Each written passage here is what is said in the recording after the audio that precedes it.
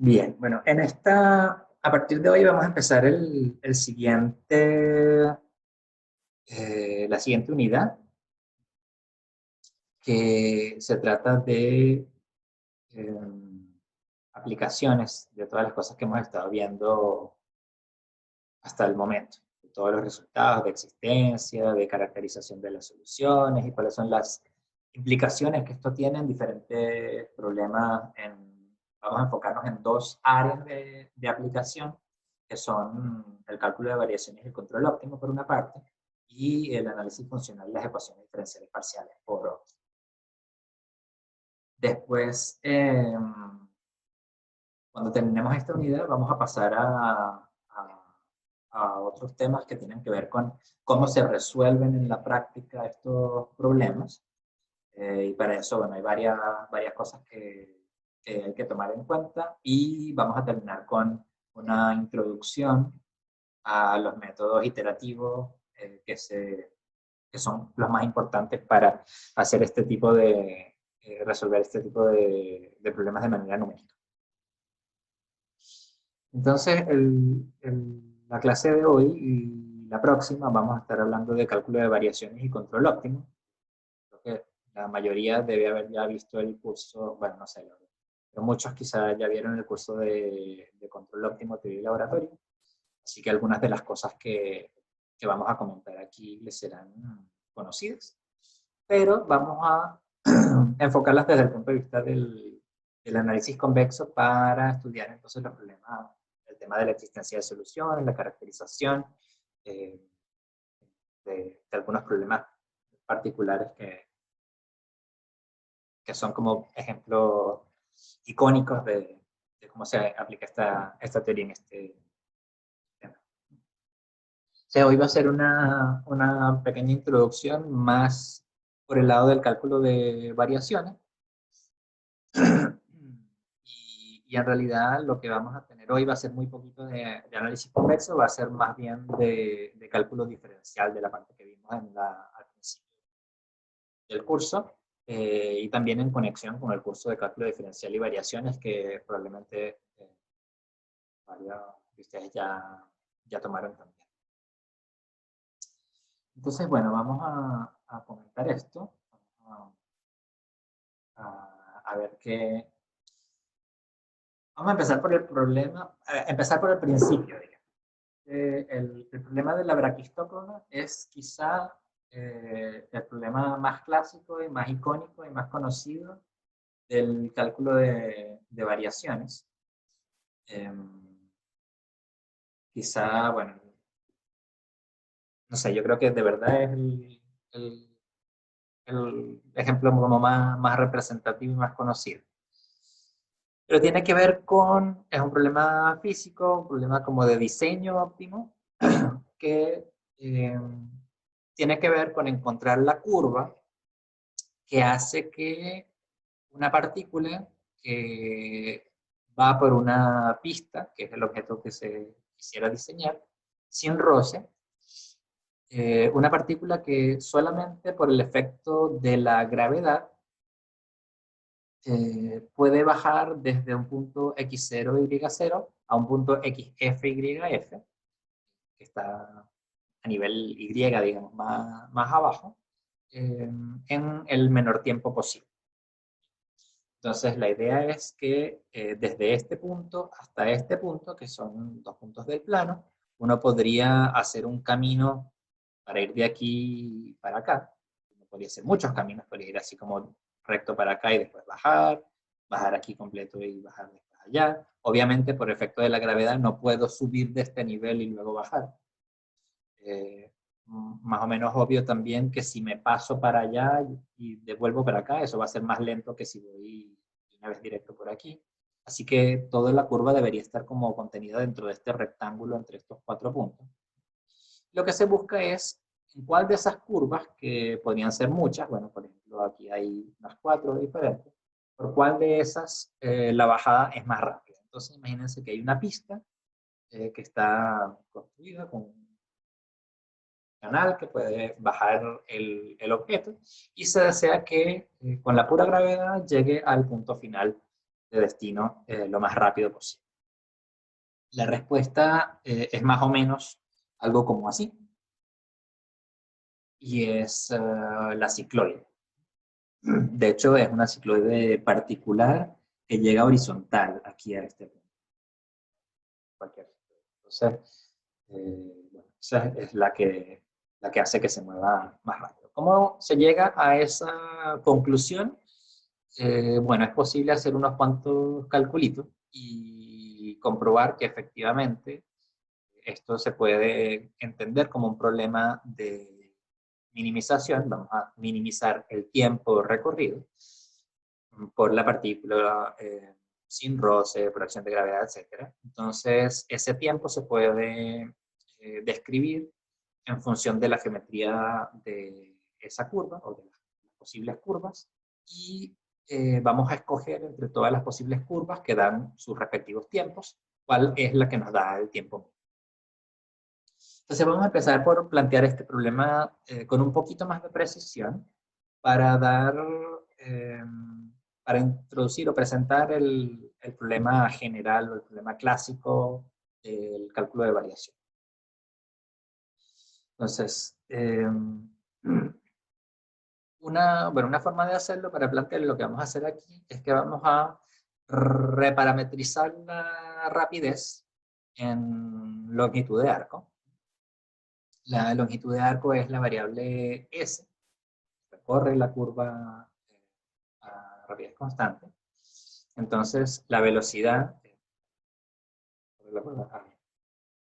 si fuera a dibujar la curva, bueno, ustedes saben lo que es la parametrización en longitud de arco. Entonces, como yo voy exactamente con el vector apuntando donde está donde va la curva, la rapidez escalar es la derivada de la posición sobre la longitud de árbol, que es ds, respecto del tiempo. Y eso lo puedo escribir por la regla de la cadena, cambiando variables, como la derivada de s, de la longitud de árbol respecto de x, y multiplicado por dx a dt.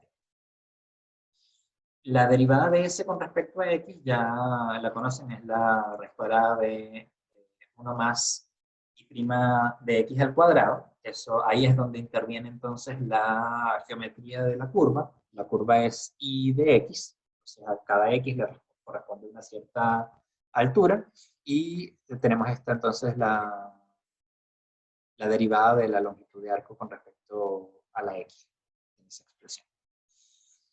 Entonces, teniendo eso, nosotros podemos, de cierta forma, despejar el tiempo, pero no lo vamos a hacer todavía. Vamos a obtener una expresión, otra expresión para la velocidad, para que se vinculen la y con la derivada, perdón. Entonces, vamos a sacar esto de la conservación de la energía mecánica. Entonces, vamos a partir de, probablemente sería bueno hacer un dibujito. Aquí teníamos el punto inicial, vamos a partir, a llegar aquí en el punto final. Entonces, esto es el intervalo, aquí está el tiempo cero, el tiempo t, o el instante cero, el instante final, que lo llamaba fi. Aquí tenemos entonces esta posible curva aquí, que depende de x. O sea, aquí tenemos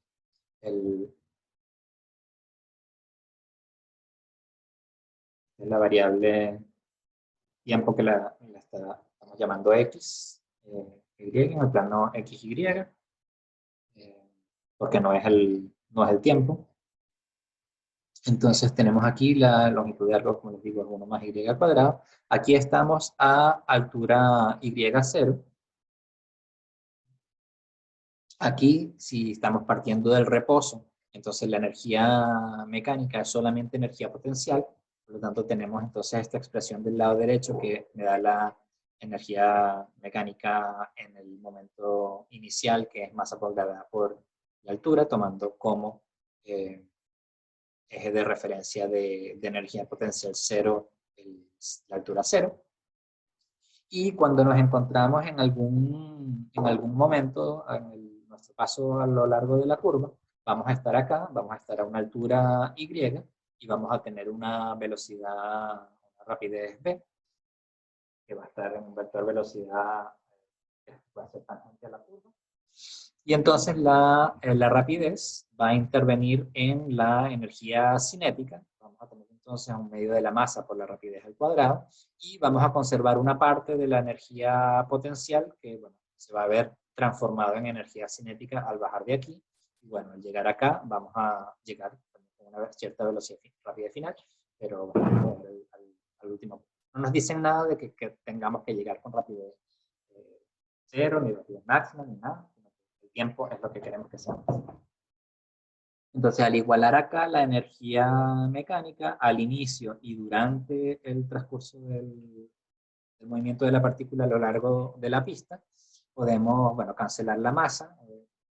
Da lo mismo, no va a intervenir en esto, porque no hay roce ni nada de eso, así que solamente el efecto de la gravedad. Así que podemos despejar la rapidez en términos de la constante de gravedad, la altura inicial y la altura a la que se encuentra la partícula en ese instante. Entonces, por supuesto, la rapidez va a ser más grande. Vamos a partir de rapidez 0 cuando y sea igual a y0, y la rapidez va a ser más grande conforme vayamos avanzando más en el tiempo. No va a avanzar linealmente como haría si fuese caída libre, sino va a avanzar como a la raíz cuadrada de esta diferencia. Bien, entonces, si nosotros igualamos la rapidez acá y acá, nos va a dar una relación entre y' e y a través de la diferencia también entre, la razón entre diferenciales de espacio y tiempo. Entonces, si queremos pasarnos a la variable x e integrar, porque no sabemos cuánto tiempo se va a demorar, el tiempo es parte de una variable del problema, pero sí vamos a pasar esto a la variable x, que es la que sabemos que va a estar desde aquí y0 hasta yf. De hecho, en realidad es x0 inicial x. Este es el punto. Entonces, haciendo esto, escribimos dt en términos de todo lo demás. Así que me queda esto en el numerador, esto en el denominador y todo integrado respecto a la variable x. Y entonces tenemos este tiempo asociado a la curva y, que se calcula desde esta manera para x desde x inicial hasta el final, donde el y inicial es la altura inicial y el final. Entonces aquí tenemos esta expresión que me da el tiempo. Y la idea sería entonces minimizar esa expresión, pero donde ahora la variable de decisión, la variable de optimización, es la función y, que dice cómo es la curva que une estos dos puntos. Entonces, entre todas las posibles curvas que sean admisibles, en el sentido de que se pueda llegar de aquí a acá con la pura gravedad, voy a escoger aquella que me da el tiempo mínimo para llegar. Entonces la expresión es esta. Bien, fíjense que esto tiene varias cosas. Antes de pasar al siguiente punto del problema general, lo que está aquí adentro, bueno, tenemos este funcional, que es el funcional t, que es el que queremos minimizar. Tenemos la variable y, que pertenece a un espacio funcional. Tenemos este funcional, entonces, es un funcional de tipo integral, donde interviene una función que depende de la variable y de la y', y está integrado respecto de una variable adicional, que es la variable independiente, que va entonces hay varios ingredientes aquí, un funcional, una variable que está dentro de un espacio funcional, el funcional es un funcional integral y depende tanto del estado como de la derivada, es decir, de la posición y de la velocidad. También podría eventualmente depender explícitamente de x, en este caso no depende, pero podría. Entonces, el problema general del cálculo de variaciones, o quizá no llamarlo problema general porque hay problemas más generales que son de cálculo de variaciones también, es mejor llamarlo el problema clásico del cálculo de variaciones, es, es este, que es el de minimizar un funcional que depende de una variable z, que en este caso lo vamos a tomar en el espacio de las funciones continuamente diferenciables definidas en el intervalo AB y a valores en Rn, que satisface que el valor inicial de la variable, es decir, el valor de z en A es A mayúscula y el valor de z en B es B mayúscula. Y el funcional tiene la forma, es la integral desde A hasta B, de una función L, que solemos llamar lagrangiana. No hay que confundir con el lagrangiano de la dualidad que vimos en la versión de la semana pasada. El lagrangiano, entonces, que depende eventualmente de esta variable, la variable que sea, en este caso, octavo, de la posición y de la velocidad de la función y la derivada de la función. No necesariamente tendría que ser posición. Nosotros aquí vamos a asumir que el lagrangiano es una función de clase C1 en todo el espacio. O sea, para simplificar en realidad. Pero entonces esta función J es una función que está definida de un subespacio afín de las continuas, porque es el espacio de las funciones continuas intersectado con posición inicial igual A, posición final igual B. Eso da un subespacio afín, como tiene coordinación 2 cerrado. Y bueno, estamos minimizando este funcional sobre este conjunto cerrado convexo de un espacio de Banach, que en este caso es el espacio de la serie. Bien, entonces, de nuevo, lo que tenemos es una función, déjenme escribir esto para puntualizar bien eso.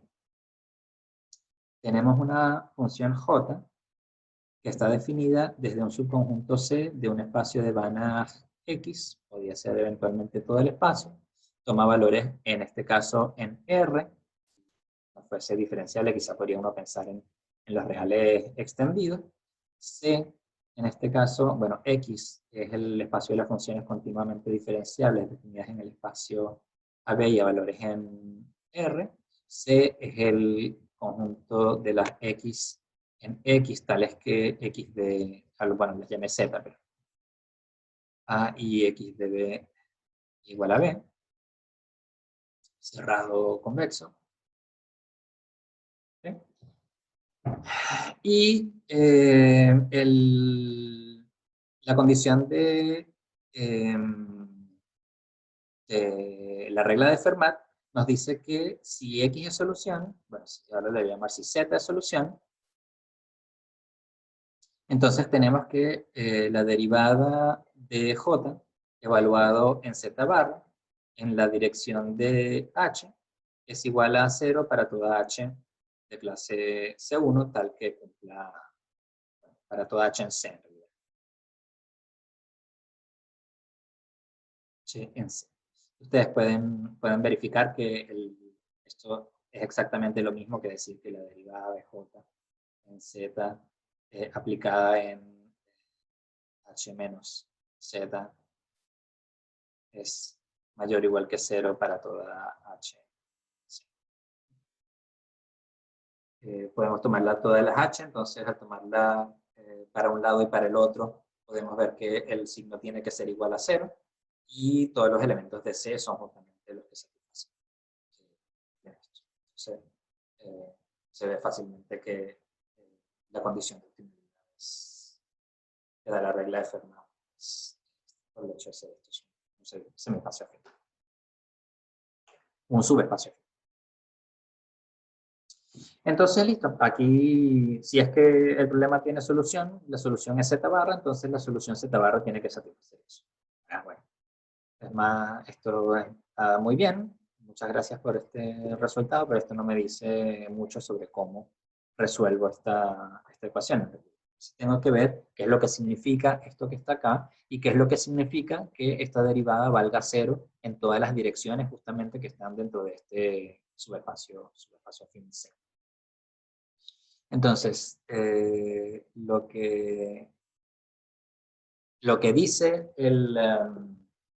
la traducción de ese resultado anterior, que es la regla de Fermat, es lo que se conoce como la ecuación de Euler-Lagrange.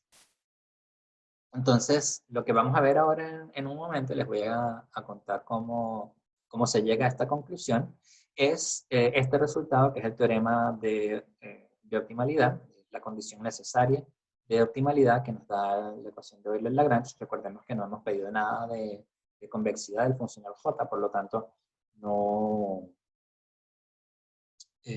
necesariamente la condición necesaria va a ser suficiente, no necesariamente hay solución única, no hemos resuelto nada todavía, pero la condición necesaria es la que nos da siempre la regla de Fermat que conocemos, porque es válido en general para problemas diferenciales, como vimos al principio del curso.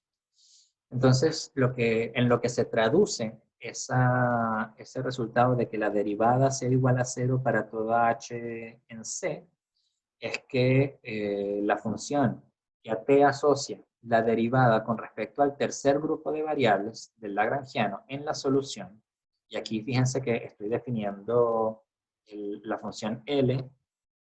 La función L es una función de clase C1 que está definida en R1 más N más N. Es decir, aquí tiene la variable de integración, después tiene un R a la N, que es del espacio, y un R a la N, que es la derivada con respecto a la variable T del estado. Entonces, esto vamos a llamarlo el primer grupo de variables, el segundo grupo de variables, el tercer grupo de variables, que son estas, de tamaño 1, n y n. Entonces, lo que nos dice esto es que nosotros derivamos con respecto al tercer grupo de variables la función L, el resultado lo evaluamos en el z barra y lo que obtenemos es una función de t. Lo que nos dice la ecuación de Euler-Lagrange es que esa función, una función de t, es de clase C1, necesariamente. No tendría por qué hacerlo, pero dado que z barra es la solución, esta función es de clase C1, y además la derivada de esa función coincide con la derivada con respecto al segundo grupo de variables del lagrangiano sobre la solución. Y esto ocurre para todo t en adelante. Les adelanto igual que si la función L no es de clase C1, sino un poco menos, uno puede hacer también algo parecido y obtiene esta igualdad en casi todo punto. Igualdad, una ecuación diferencial en casi todo punto, es una cosa que hay que agarrar con pinzas, porque puede pasar. La ecuación diferencial no se cumple en un punto y eso significa que una función, por ejemplo, podría seguir una curva integral así y luego seguir otra curva integral así, tener una esquina por acá. Y bueno, esas son cosas que suceden en la práctica resolviendo problemas de este tipo. Pero también hay técnicas para distinguir, por ejemplo, entre qué pendiente y qué pendiente puede saltar. No pueden saltar entre cualquier par de números. Así, demasiado arbitrario. Pero bueno, no vamos a entrar en esos detalles. Cálculo de variación. Bien, entonces tenemos esta igualdad y esto, fíjense que hay que tener en cuenta, un par de observaciones sobre esto, es que esto es una ecuación diferencial ordinaria, ¿sí? Las derivadas que aparecen las derivadas espaciales que aparecen son de la función L, no de la función Z. La función Z tiene solamente una variable, así que no hay derivadas parciales aquí. Una ecuación diferencial ordinaria. ¿De qué orden? Bueno, aquí aparece la Z'. Entonces, necesariamente tiene orden al menos 1. O sea que efectivamente puede ser en general una ecuación diferencial. Pero aquí también tenemos una derivada. Entonces, bueno, dependiendo de cómo sea L, como tenemos la derivada que aparece aquí, una vez que volvamos a derivar, bueno, se van a hacer reglas de la cadena y todas cosas así, y va a aparecer en esta parte eventualmente la segunda derivada de C. Así que esto suele ser, lo es en general, una ecuación diferencial ordinaria de segundo orden. Para las ecuaciones de segundo orden necesitamos dos condiciones iniciales para resolverla. aquí no tenemos dos condiciones iniciales, pero sí tenemos una condición inicial y una condición final. Entonces, también es un tema especial ver cómo encontrar la solución de la ecuación diferencial no con dos condiciones iniciales, sino con una condición inicial y una condición final. Eso también es un tema importante. Bien, pero entonces, igual vamos ya, voy a contar ahorita para que vean la aplicación al problema de la braquistócrona, pero la moraleja es, dado este problema del cálculo de variaciones, la condición necesaria de optimalidad es una ecuación diferencial ordinaria de segundo orden con una condición inicial y una condición final. Bien, ¿cómo se demuestra eso? Se demuestra, bueno, en dos partes. La primera parte es calcular la derivada de este funcional j en z aplicada a un h. Y eso en algún momento se los dejé de ejercicio, o bien en el libro o bien en la clase, en una de las clases de cálculo diferencial. Uno puede calcular la derivada de j, así como calculamos la derivada, de hecho esta función es derivable en el sentido de Fredset. Uno puede calcular la derivada, aunque para esto bastaría la derivada de Gato, en realidad, pero esta función es derivable en el sentido de Fredset. Entonces, la derivada es el gradiente con respecto al segundo juego de variables, es decir, con respecto a las variables que contienen el estado, multiplicado por, esto es un producto punto, porque este gradiente es un elemento en Rn, multiplicado por punto por la función h, que es una función h de clase C1. Y luego voy a tener la derivada con respecto al tercer grupo de variables, y eso va a ir aplicado, de nuevo a través de un producto punto, va a ir aplicado a la derivada de la función h. Entonces ustedes pueden calcular esta derivada, es relativamente fácil, es cosa simplemente, bueno, ya saben cuánto vale la derivada, la regla, la definición de derivada de Fredset necesita que uno escriba la derivada, entonces dividimos j en z más w menos j de z menos dj de z aplicada a w, es esto, y uno tiene que comprobar que eso es de un orden chico de w. Eso es cálculo, pero se hace y da que esto es la derivada. Entonces, como ejercicio comprobado. Y una vez que uno tiene eso, fíjense que la expresión aquí es bien particular. ¿Okay? Tiene una función del tiempo multiplicada por h y otra función del tiempo multiplicada por la h'. Y nosotros dijimos en la parte anterior que la condición era que esto aplicado a h fuese igual a 0 para toda h de clase C1 tal que cumple estas dos cosas son 0.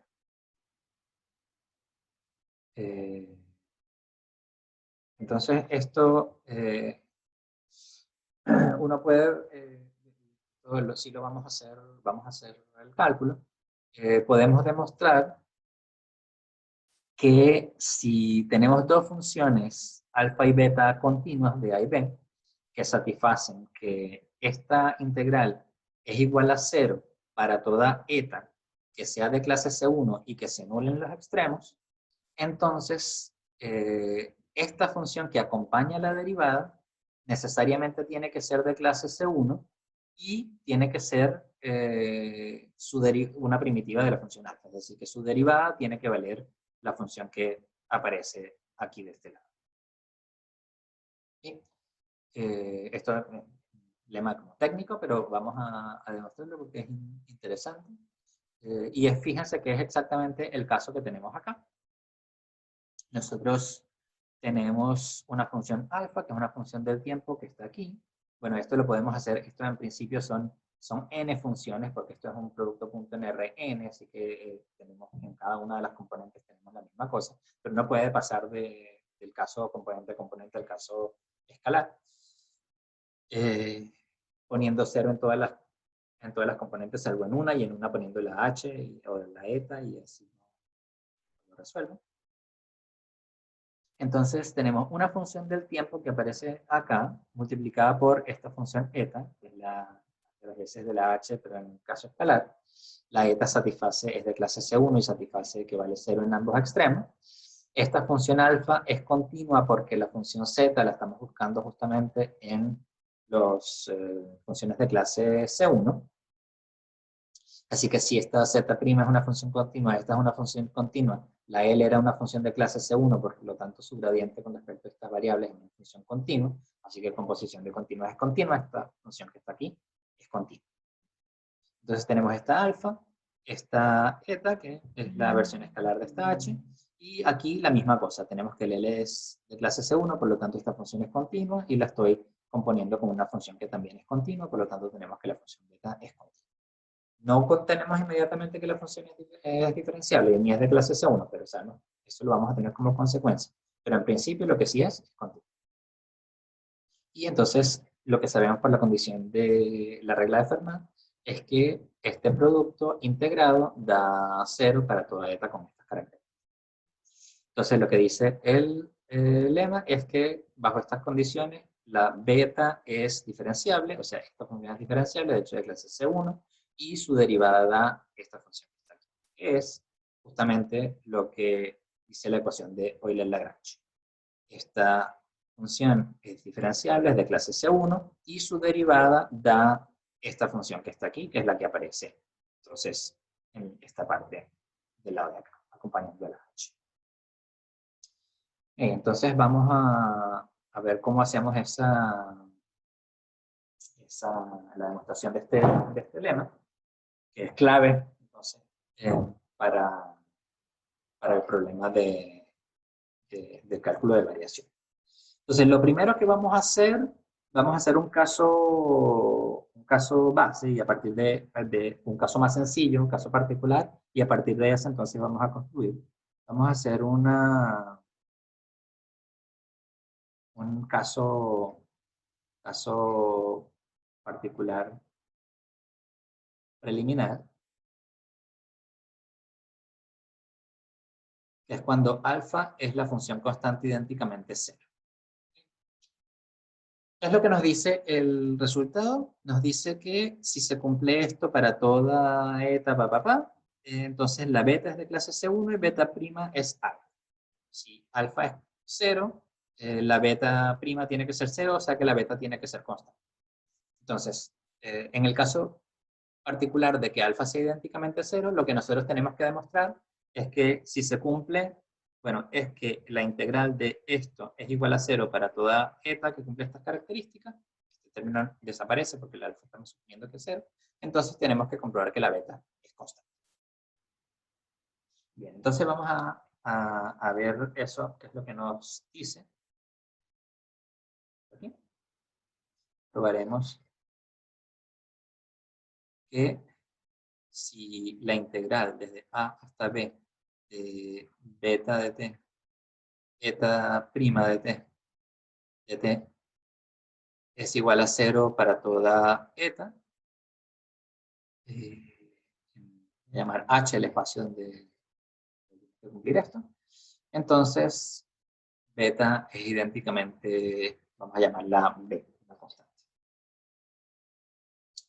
Ahora, ¿cuánto tendría que valer b en términos del integral de beta? Tendría que valer, bueno, si beta es constante, la integral de beta entre a y b tendría que ser b por b menos a.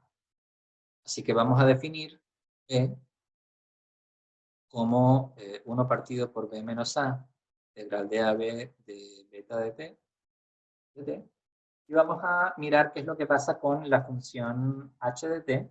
Vamos a definir la función h de t igual a beta,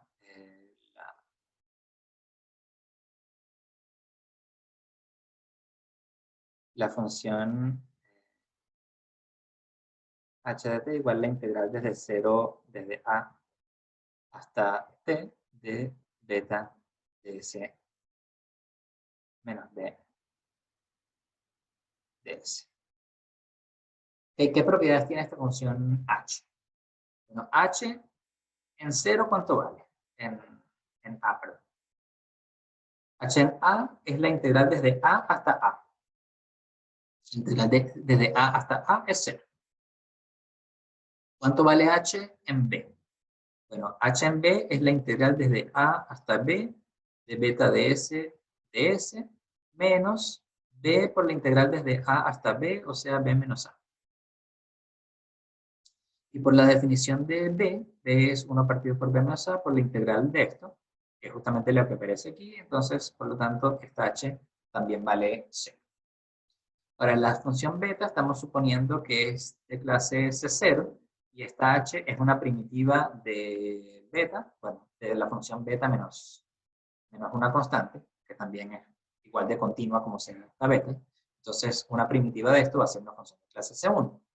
Además, entonces, h es de clase C1. Así que h reúne las condiciones que reúnen estas etas. Vale, es de clase C1, vale 0 en A y vale 0 en B. Entonces, por la hipótesis que estamos haciendo, no debí llamar esto h, vamos a llamarlo, bueno, vamos a llamar esta otra función h.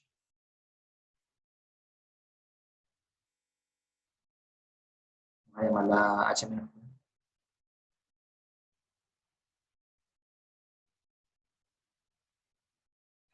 Entonces, por la hipótesis, el producto de beta por h' integrado desde a hasta b tiene que valer 0. Entonces, por hipótesis,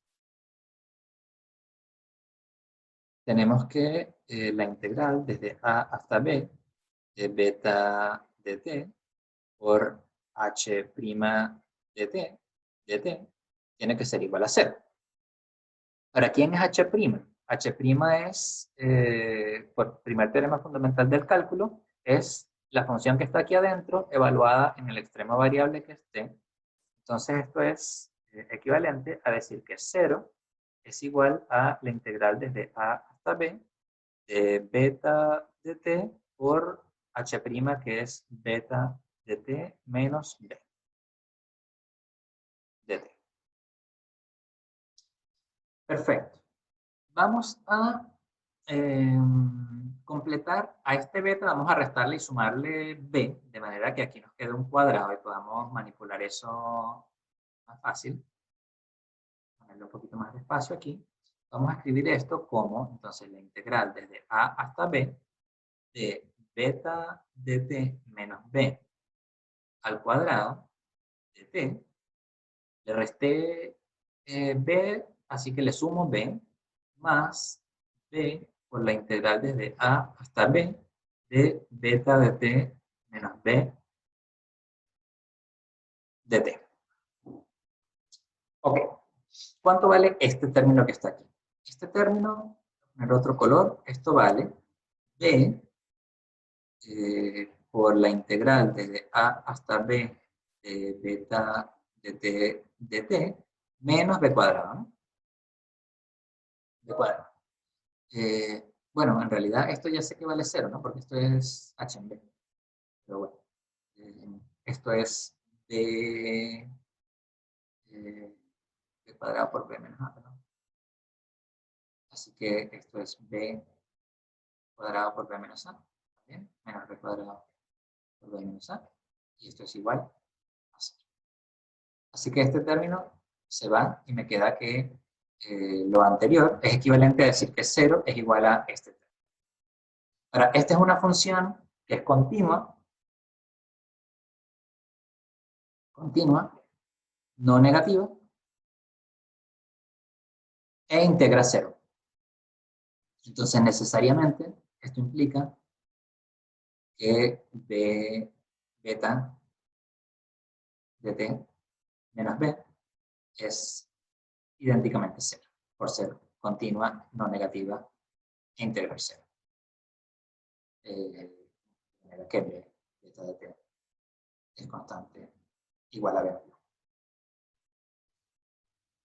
Entonces, con eso tenemos el caso básico de que si alfa es igual idénticamente a 0, entonces una función que satisface esto necesariamente tiene que ser constante. Bien, vamos a pasar entonces ahora al caso, más bien en vez voy a pasarme para acá. Vamos a escribir entonces ahora el caso general. Caso general, con alfa cualquiera. Entonces lo que vamos a hacer ahora es, bueno, tenemos que probar que beta es de clase C1 y que su derivada es alfa. Entonces lo que tenemos que probar es que beta es una primitiva de alfa, en realidad. Entonces, vamos a definir una primitiva de alfa particular. Definamos a de t igual a la integral desde a hasta t de alfa de s de s.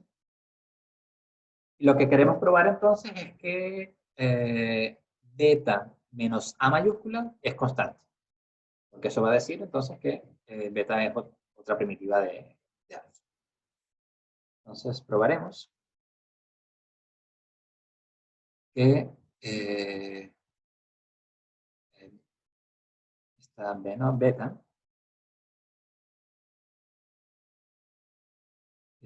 beta menos a es constante.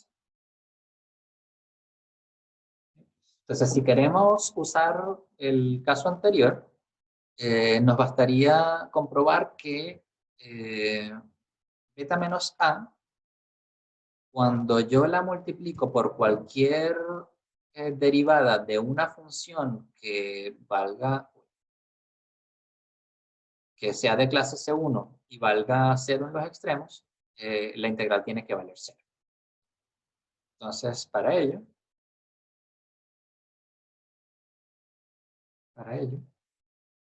comprobaremos que si la integral desde a hasta b de alfa de s, eta de s, más beta de s, eta prima de s, de s, es igual a 0 para toda eta, entonces esto implica que la integral desde a hasta b de beta de s menos a, aplicado a eta prima de s es igual a 0 para toda eta. Porque esto a su vez, por la parte que ya demostramos, implica que esta función que está acá es constante. Por lo tanto,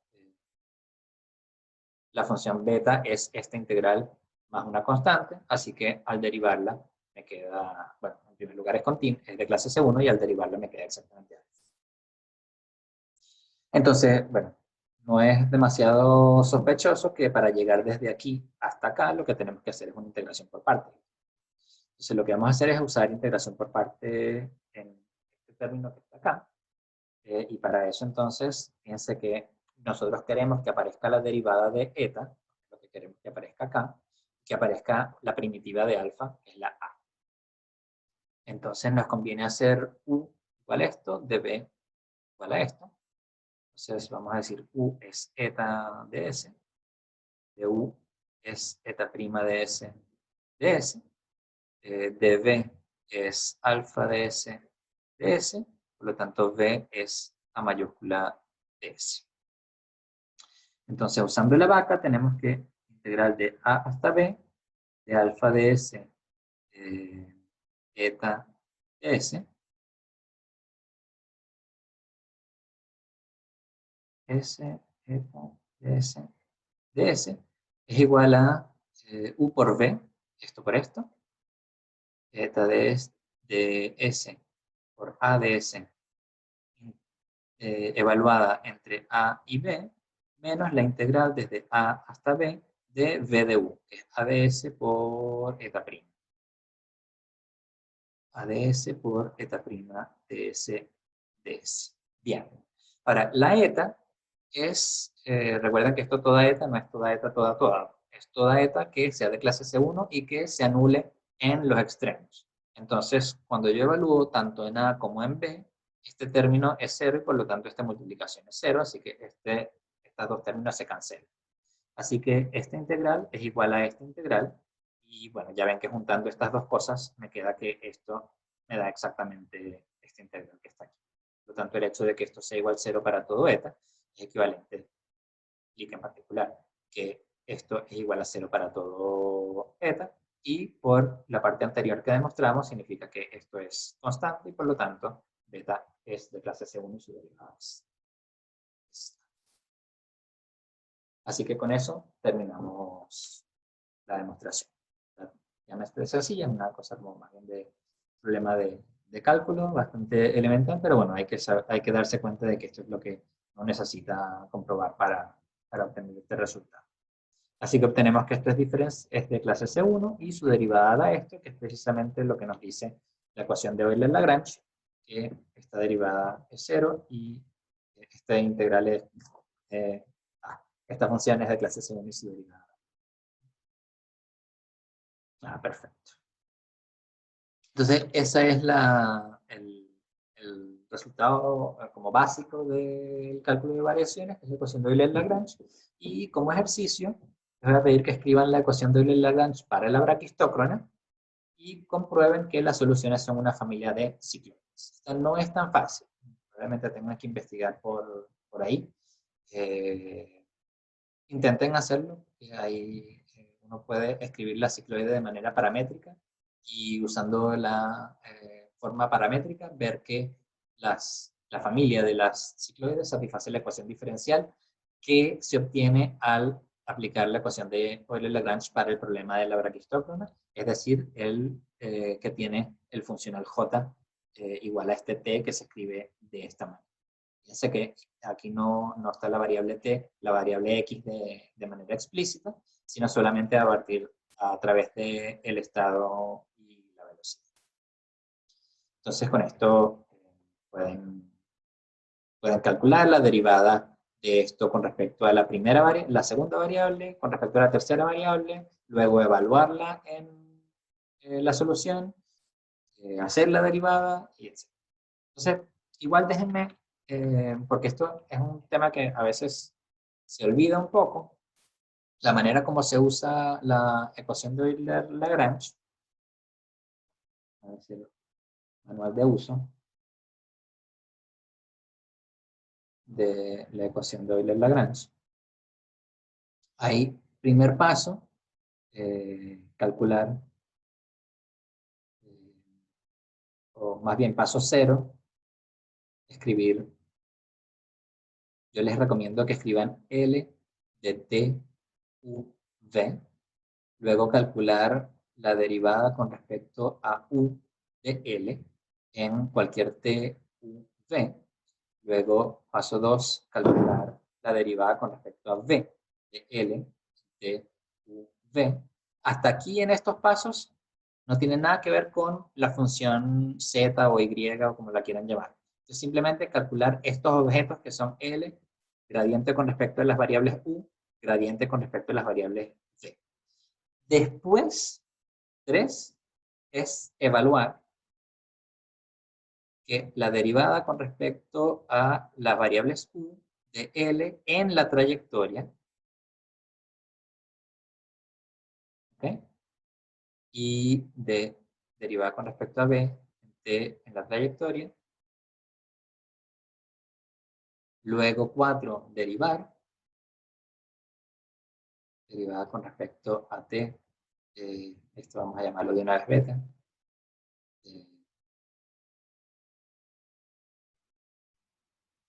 Beta de T. Fíjense que ya ahora depende solamente de T. En este momento es cuando se deriva. Y 5 igualar.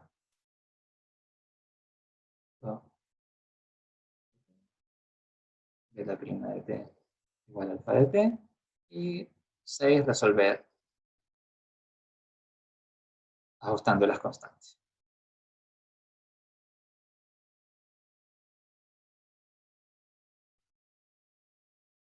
Entonces, este es el procedimiento para resolver los problemas de cálculo de variaciones usando las ecuaciones de Euler-Lagrange. Por favor, tengan muy presente el orden en que se hacen estas cosas, ¿ok? Porque son las derivadas de la función L evaluadas sobre la trayectoria y de último es que uno hace esta derivada para después hacer la igualación con con la otra función. ¿Okay? Y ahí es donde queda la ecuación diferencial ordinaria y esa es la que hay que resolver.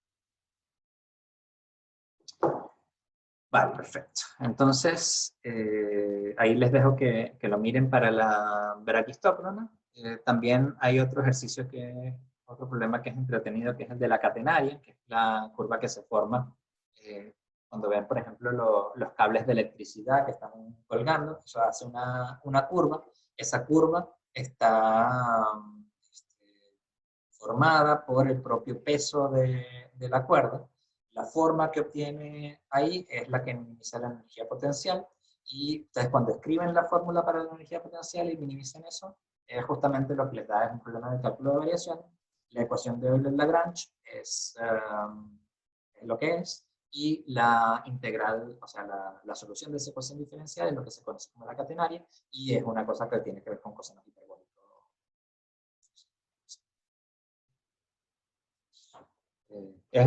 Estas cosas con estos problemas son bien entretenidas. Aquí no hemos hablado todavía de existencia de solución, solamente estamos viendo la caracterización en términos de la condición de optimalidad que nos da la regla de Fermat y que se traduce entonces en las ecuaciones de Euler-Lagrange. No vamos a ver todavía la parte de existencia porque vamos a ver un contexto más general. Es más general y más particular, también es una cosa así como que se puede ver de manera equivalente, pero nosotros aquí lo vamos a ver como un contexto más general, que es el de control óptimo. Entonces vamos a escribir el problema de control óptimo y para el problema de control óptimo vamos a ver la existencia de solución y después vamos a ver otros problemas de control óptimo tipo que son bien interesantes y vamos a ver qué es lo que nos da la condición de optimalidad para esos problemas de control óptimo, que son bien comunes. Incluyen, por ejemplo, el programa de regulación, de persecución, de varias cosas. Ese filtro de Kalman, varias cosas que se resuelven usando esta técnica de control. Entonces, bueno, vamos a verlo, pero eso va a quedar para el viernes. Bien, entonces, ¿cuál es el problema de control óptimo? Primero es importante definir lo que son los sistemas controlados. Yo puedo poner un poquito más grande.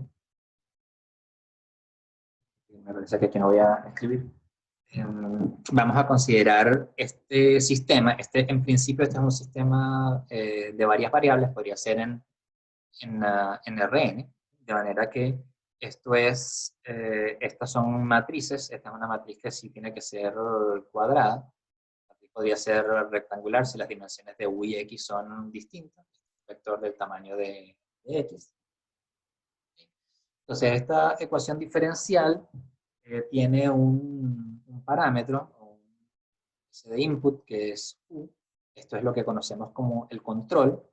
Entonces, la variable x es el estado del sistema. Esto se le refiere normalmente uno a la velocidad del sistema. Y el sistema se comporta de acuerdo con esta ecuación diferencial que es afín en x y afín en el control. Esto es una clase bastante amplia, muy importante, muy relevante desde el punto de vista de las aplicaciones de problemas de control en general. Entonces, esto es lo que vamos a llamar un sistema linealmente controlado. Nosotros vamos a mirar solamente este ejemplo aquí. ¿Ok? Entonces, dado el control, uno puede preguntarse si es que hay una trayectoria del sistema que parte desde x0 y tiene un cierto comportamiento. Si todas estas cosas son razonablemente bien portadas, en particular si A, B y C son suficientemente regulares, entonces para cada control que sea medible y localmente integrable a alguna potencia, eso va a estar bien definido y uno puede calcular el X a partir del Entonces el estado se llama X, como les decía, el control es el U, y si estas funciones entonces son suficientemente regulares, uno puede probar usando variación de parámetros esencialmente, que para cada U en LP existe una única solución XU, y que es una función absolutamente continua del intervalo 0t a valores nr. Por supuesto que si la función U fuese continua, entonces el lado derecho daría continua y a posteriori X' tendría que ser continua, por lo tanto X automáticamente va a quedar de clase C1. Pero es muy importante no restringirse uno a funciones U, a controles U que sean continuos, porque hay unas clases muy importantes de controles que son los bang-bang, que toman valores discretos. Y piénsenlo así como que uno tuviera, por ejemplo, un switch, un interruptor que uno puede prender y apagar. Entonces el control va a tener la posición de encendido y la posición de apagado. Va a ser constante por pedazo y va a dar origen a un cierto comportamiento del sistema. Pero uno, la manera como puede uno influir en ese sistema es encendiendo y apagando el interruptor. Entonces, esos problemas son súper importantes y desde el punto de vista de las aplicaciones industriales es vital poder considerar ese tipo de controles porque son los controles que son más fáciles de implementar físicamente en el sistema. Pero también, por ejemplo, uno podría tener, no sé, el control sea una fuerza o un campo magnético o una corriente eléctrica. Eso ahí uno puede sí aumentar y disminuir la intensidad de cualquiera de esas cosas de manera continua, pero muchos de los sistemas de control en la práctica son discretos y tienen una cosa que se puede colocar en una cantidad finita de posiciones simplemente. Entonces, por eso es muy importante considerar funciones en LP, en particular en el infinito, dependiendo también de cómo sea este intervalo. También se puede evaluar en tiempo. Entonces, bueno, pero para cualquier caso en LP vamos a tener una función absolutamente continua. Si podemos hacer antes de llegar de nuevo al caso de cálculo de variaciones, recuerden que les comenté que si uno busca las soluciones de clase C1, entonces tiene las ecuaciones de Euler-Lagrange, pero si busca soluciones que pudieran tener eventualmente la derivada que no fuese continua, entonces lo que obtiene es una ecuación de Euler-Lagrange en casi todo punto. Bueno, eso es lo que va a pasar aquí. Vamos a tener, si es que tenemos una función en LP, la solución de esa ecuación diferencial va a ser una XU que va a ser absolutamente continua. Entonces, el concepto de derivada va a tener sentido solamente en casi todo punto, porque podría haber puntos en los que la función X no fuese diferencial. Entonces, ahí no tendría sentido plantear ecuaciones como la de Euler-Lagrange, donde interviene la derivada en todo. Es una ecuación simple. Pero una cosa que sí es buena es que con esta estructura, si es que la función U está en cualquier LP, y uno dota el espacio LP de su topología débil incluso, entonces la función que a U asocia X sub U es una función afín y continua de LP débil en el espacio de las continuas. Por supuesto, también es continua de LP fuerte, pero decir que es continua de LP débil es decir más. Le pedimos menos a la convergencia en el lado del dominio y obtenemos una convergencia fuerte en el lado del codón, de la función. Esta función se le suele llamar el mapa entrada y salida o input-output, que bueno, lo que dice es que yo coloco el control y me da una solución de la ecuación diferencial, así que es como acción y reacción. Lo que yo hago sobre el sistema lo obtengo como consecuencia, tengo este comportamiento XU. Y ese mapa entrada-salida entonces es una función afín y continua en el caso de que tengamos una ecuación afín de esta forma. Eso entonces es simplemente aplicar la fórmula de esto de las ecuaciones diferenciales. Variación de parámetros. Uno aplica la fórmula de variación de parámetros aquí y entonces me queda todo dependiente de U y del resolvente asociado a la ecuación matricial que se forma con este ADT. Todo eso, para quienes hayan visto el curso de cálculo diferencial y de variaciones, les debe sonar mucho porque eso en bastante detalle en ese curso. Entonces, bueno, para cada U recupero afín y continuamente una XU y entonces me puedo plantear el problema de minimizar un cierto funcional U que en el caso de los problemas clásicos de control óptimo se escribe como una funcional integral que tiene su lagrangiano también, que depende de una variable independiente del estado del sistema, que a su vez depende del control U a través del mapa entrada-salida, puede depender explícitamente del control, entonces tiene esta parte que es una especie de costo distribuido a lo largo del intervalo AB, y tiene eventualmente un costo terminal que es una cierta función evaluada en la posición final. Por ejemplo, no sé, yo quisiera, bueno, hay varias cosas. Un problema típico de control lo vamos a ver en la próxima clase, así que no quiero adelantarme tanto de eso, pero por ejemplo, yo quiero recorrer cierta distancia de manera que la posición final esté en un cierto lugar y quiero en el camino invertir la menor cantidad de, por ejemplo, combustible para llegar hasta ese punto. Entonces esa es una parte que, bueno, yo quiero maximizar, por ejemplo, la distancia a la que llego, así que tendría que poner menos la distancia para minimizar, y a su vez también controlar, tener un costo distribuido a lo largo del intervalo en que estoy ejerciendo el control, que sea suficientemente pequeño. Entonces esto es un típico problema en que aparecen costos distribuidos y costo terminal, de manera que yo quiero minimizar la suma de las dos cosas.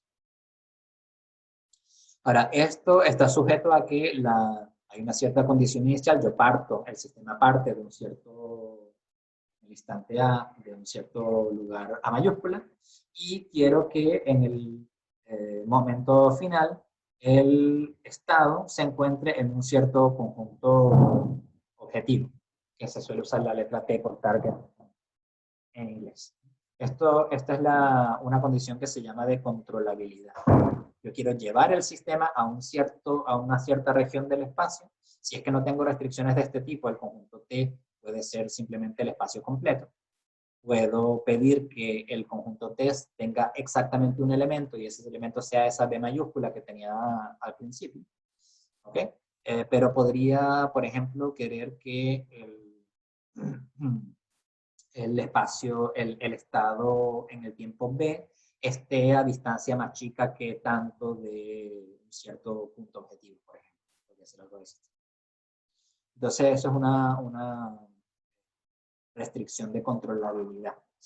Una restricción sobre dónde tiene que estar el estado final.